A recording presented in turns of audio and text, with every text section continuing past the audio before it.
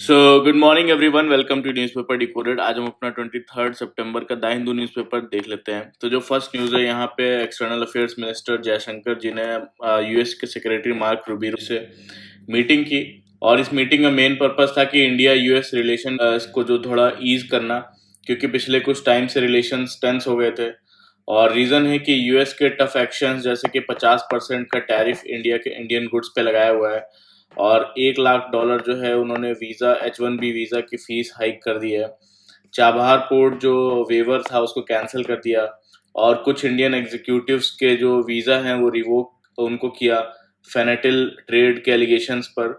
लेकिन जयशंकर जी ने बोला है कि दोनों तरफ से ने जो है बायलैटरल और ग्लोबल इश्यूज पर बात की, और ये एग्री हुआ कि सस्टेन्ड इंगेजमेंट ज़रूरी है।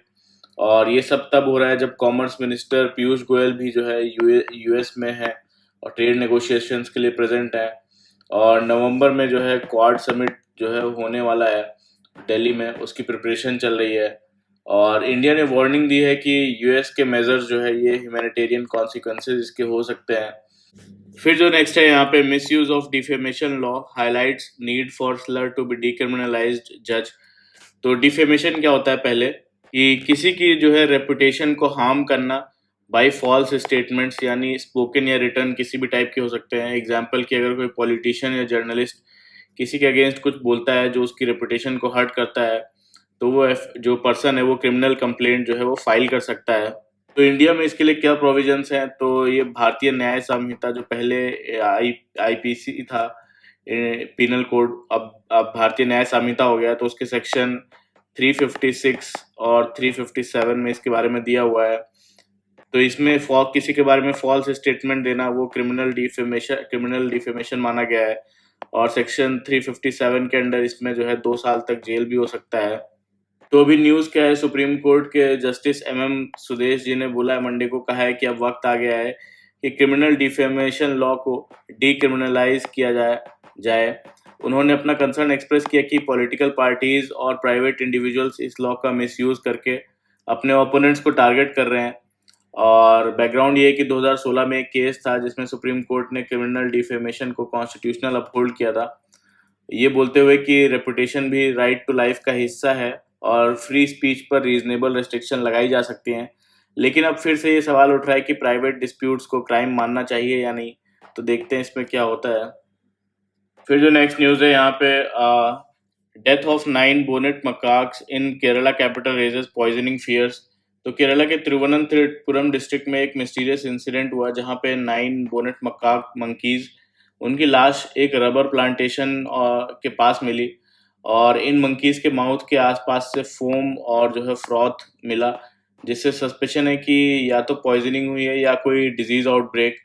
और तो बेसिकली ये बोलते हैं, सस्पेक्ट किया जा रहा है कायनासूर जो फॉरेस्ट डिजीज है, मंकी फीवर जिसको बोलते हैं, उसकी वजह से भी हो सकता है।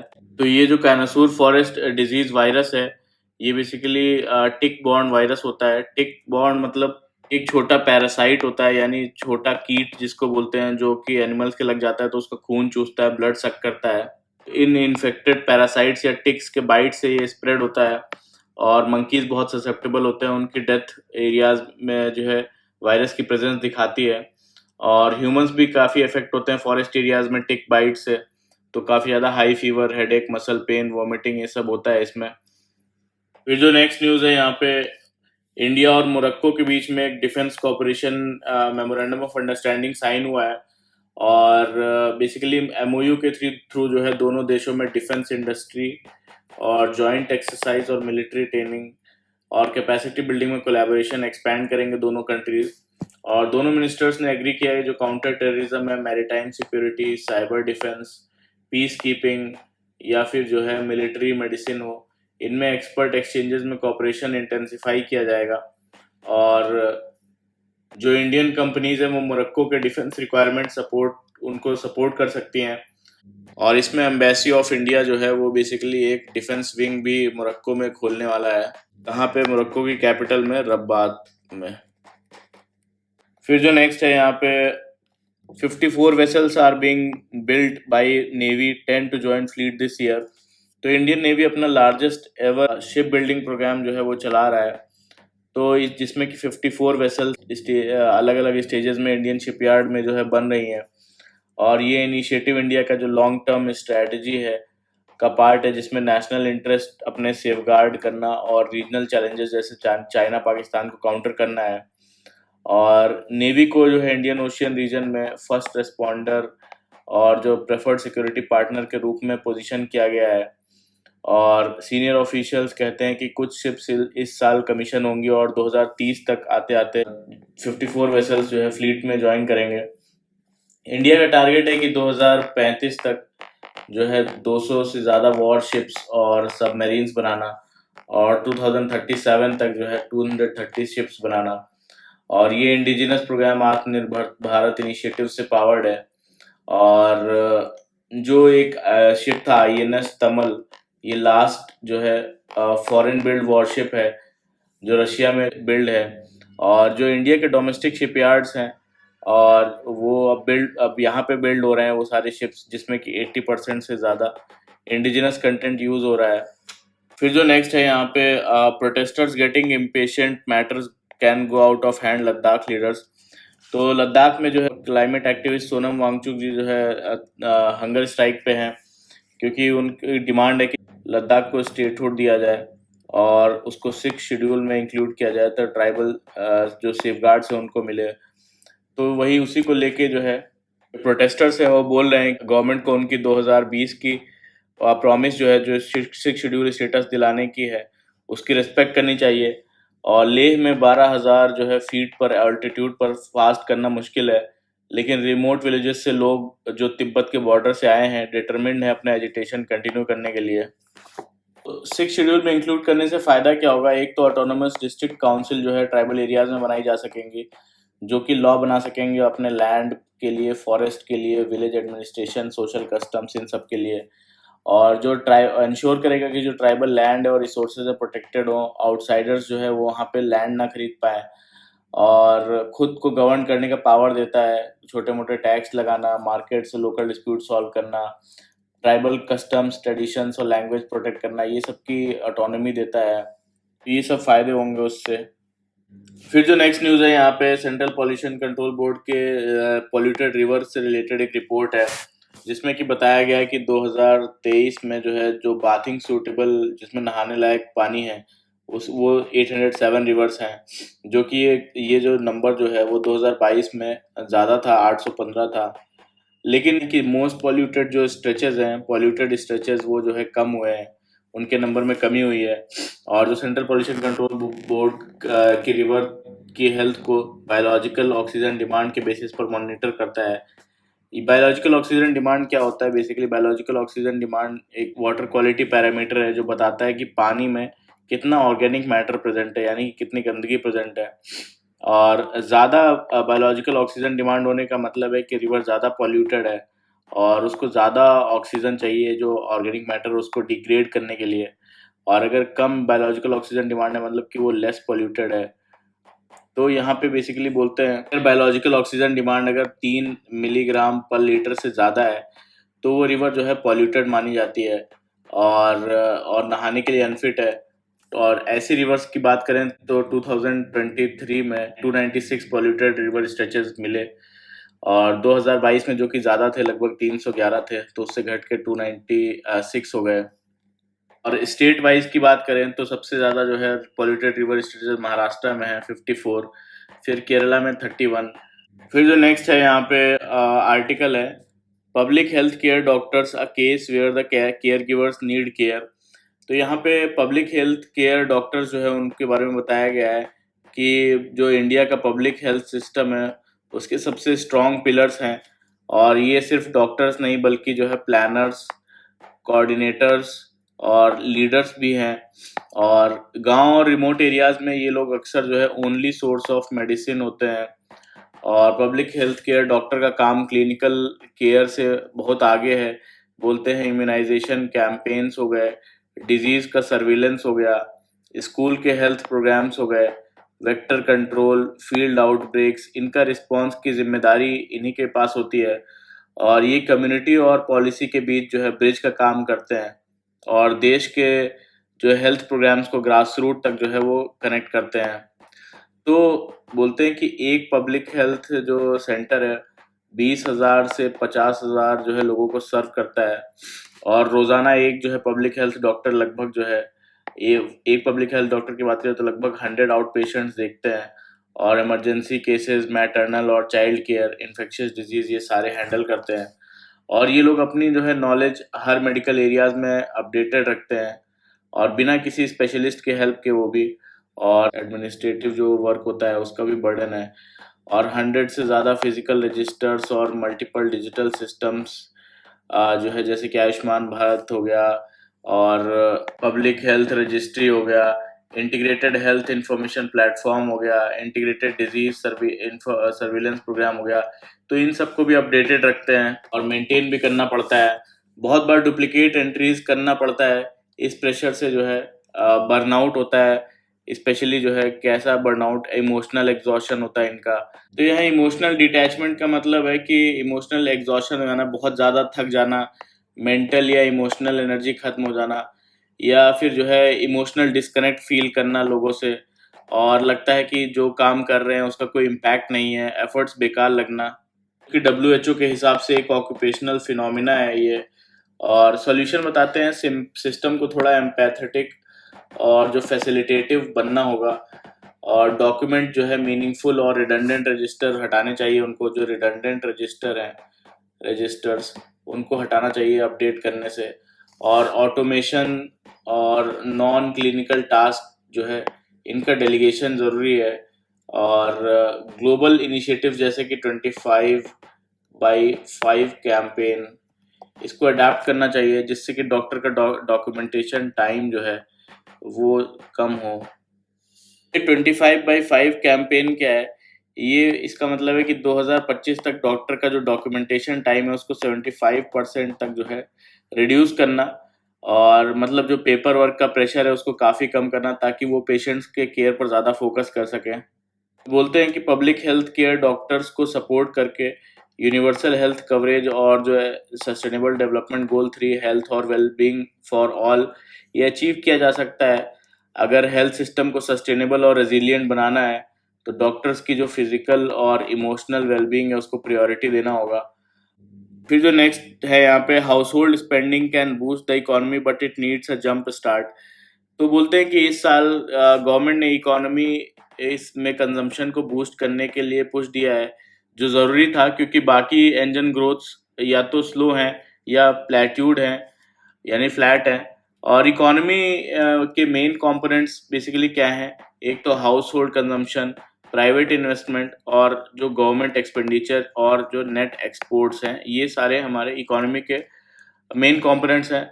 और पिछले कुछ सालों में सिर्फ गवर्नमेंट एक्सपेंडिचर जो है ये स्ट्रांग रहा है, मेनली मोदी सरकार के इंफ्रास्ट्रक्चर पुश की वजह से।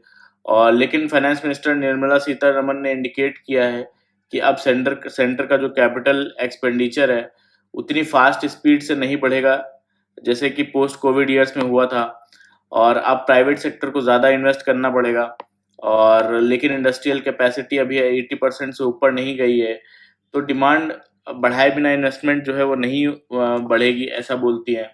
और एक्सपोर्ट भी ग्लोबल अनसर्टेनिटी है एक्सपोर्ट्स में, और जो यूएस के 50% टैरिफ की वजह से स्ट्रगल कर रहे हैं, इसलिए हाउस होल्ड कंजम्पशन ही अब जो है ये इकोनॉमी के मेन ड्राइवर्स हैं, ऐसा बोलते हैं, ड्राइवर है। और कंजम्पशन को बूस्ट करने के दो तरीके हैं कि लोगों की इनकम जो है वो बढ़ाई जाए।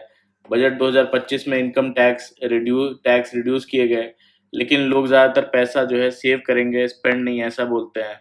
और फिर दूसरा बोलते हैं कि प्राइस कम किया जाए, हाउस होल्ड कंजम्पशन ऐसे भी बढ़ सकती है कि जीएसटी रिफॉर्म से जो रूरल और अर्बन दोनों में डेली एक्सपेंसेस पे लोवेस्ट जीएसटी लगेगा, जो स्पेंडिंग को जो है वो इंक्रीज करेगा।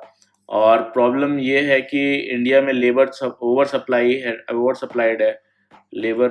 सप्लाइड है, और स्किल डेफिसिट है।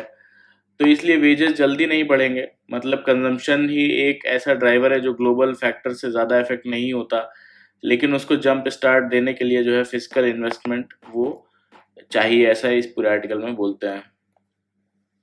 फिर जो नेक्स्ट आर्टिकल है यहाँ, the growing relevance of traditional medicine तो डब्ल्यूएचओ को रिपोर्ट के मुताबिक जो ट्रेडिशनल मेडिसिन है वो दुनिया के 88% कंट्रीज में प्रैक्टिस होती हैं, और लो और मिडिल इनकम कंट्रीज में ये एक्सेसिबल और अफोर्डेबल होने की वजह से जो प्राइमरी हेल्थ केयर है उसका मेन सोर्स यही है। और इसका जो है इम्पोर्टेंस सिर्फ ट्रीटमेंट तक नहीं बल्कि बायोडाइवर्सिटी कंजर्वेशन और न्यूट्रिशनल सिक्योरिटी सस्टेनेबल लाइवलीहुड तक भी है ट्रेडिशनल मेडिसिन का। और ग्लोबल मार्केट एस्टिमेट्स के मुताबिक जो ट्रेडिशनल मेडिसिन है उनका 2025 तक जो है लगभग 583 बिलियन डॉलर तक पहुंच सकता है, और हर साल जो है 10 से 20% ग्रोथ एक्सपेक्टेड है। तो चाइना का जो ट्रेडिशनल मेडिसिन सेक्टर है वो 122 बिलियन डॉलर का है, और इंडिया का जो आयुष सेक्टर है ये लगभग 43.4 बिलियन डॉलर का है। और इंडिया का आयुष सेक्टर जिसमें आयुर्वेदा, योगा, यूनानी, सिद्धा, होम्योपैथी पिछले 10 सालों में जो है 8 गुना जो है ग्रो हुआ है। और तो बोलते हैं इंडिया अब जो है 1.54 billion dollar worth Ayush product जो है वो एक्सपोर्ट करता है 150 से ज़्यादा कंट्रीज में। और तो अवेयरनेस सर्वे की बात बात बताते हैं, 2022-23 का अवेयरनेस सर्वे, उसमें रूरल एरियाज में जो है 95% और अर्बन एरियाज में 96% लोग आयुष के बारे में जानते हैं। और आधा पॉपुलेशन जो है पिछले साल इससे यूज़ भी कर चुका है, और मेनली रेजुविनेशन और प्रिवेंटिव केयर के लिए। तो इंडिया में ऑल इंडिया इंस्टीट्यूट ऑफ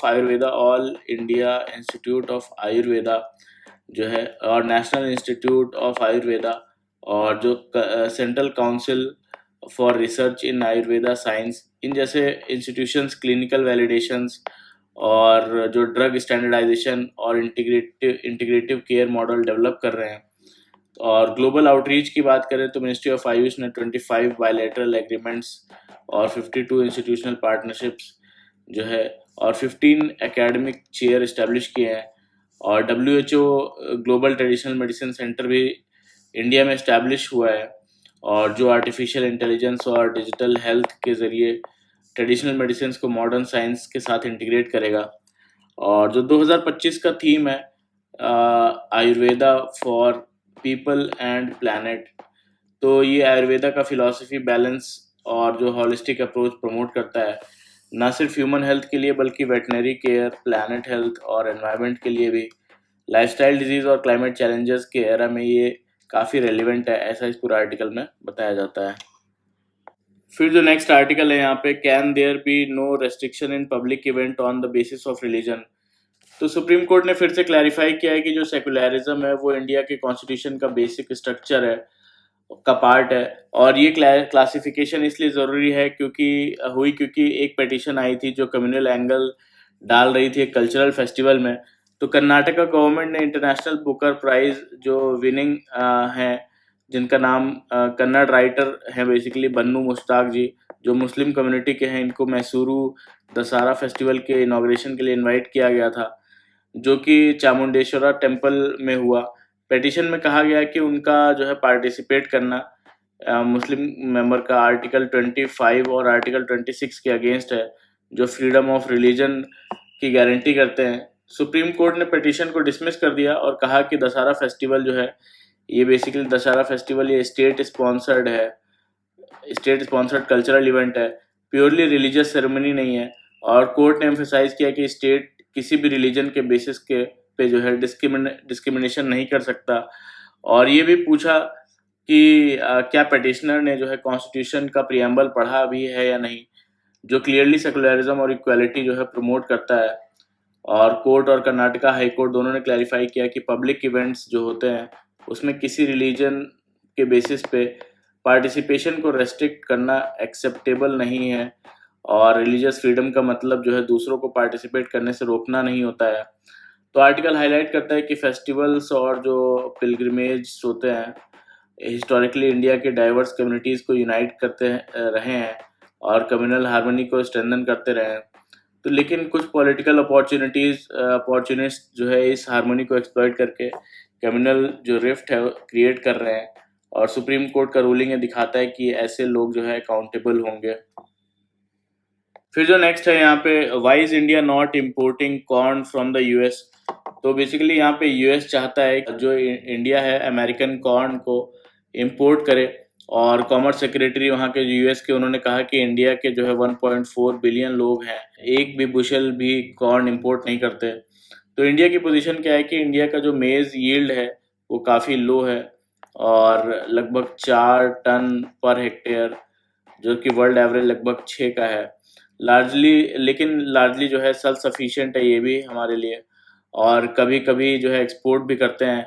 तो इस साल टोटल जो है 50 मिलियन टन मेज प्रोडक्शन एक्सपेक्टेड है, जिसमें कि 10 से 12 जो है मिलियन टन एथेनॉल के लिए जो है यूज़ किया जाएगा।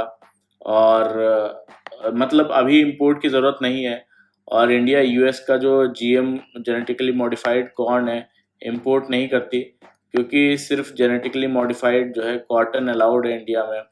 और जीएम जो ब्रिंजल है, जीएम ब्रिंजल और जीएम मस्टर्ड, ये दोनों अभी टेस्ट स्टेज में है। और यूएस फार्मिंग सिस्टम की बात करें तो हाईली मैकेनाइज्ड है यूएस, और काफ़ी ज़्यादा कैपिटलाइज्ड भी है।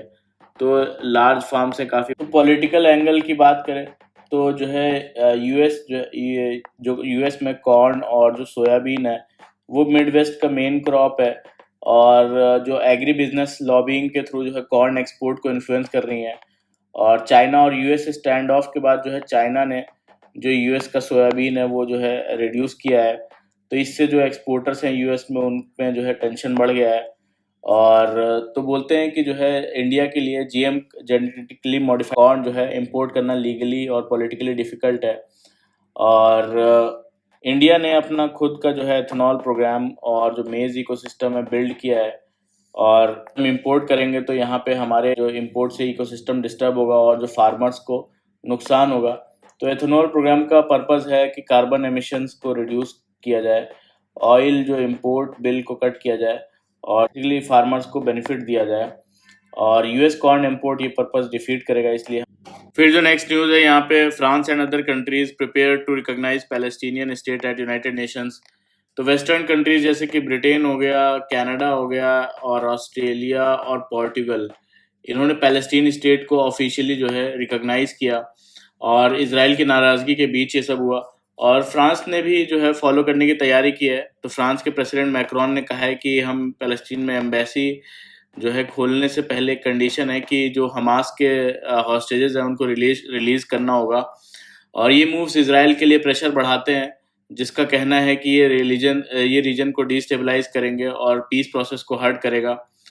जो नेक्स्ट न्यूज़ है यहाँ पे, Kim is open to US talks, has fond memories of Trump. तो नॉर्थ कोरिया जो लीडर है किम जोंग, उन्होंने कहा है कि उनके पास यूएस प्रेसिडेंट डोनाल्ड ट्रम्प के साथ फॉन्ड मेमोरीज हैं, और वो फ्यूचर में यूएस के साथ टॉक्स के लिए ओपन है अगर उनका न्यूक्लियर आर्सेनल जो है वो बना रहेगा।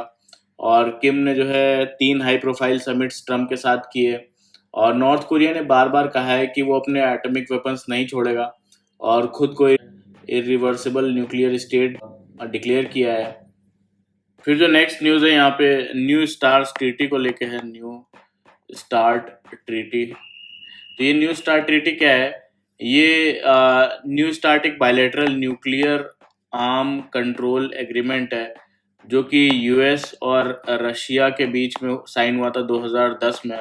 इसका मेन गोल है कि जो है स्ट्रेटजिक जो न्यूक्लियर वॉरहेड्स हैं और उनका जो डिलीवरी सिस्टम है, जैसे कि इंटीग्रेटेड कॉन्टिनेंटल बैलिस्टिक मिसाइल हो गई या हैवी बॉम्बर्स हो गए, इनको लिमिट करना, ताकि जो न्यूक्लियर जो कॉन्फ्लिक्ट है उसका रिस्क कम हो जाए।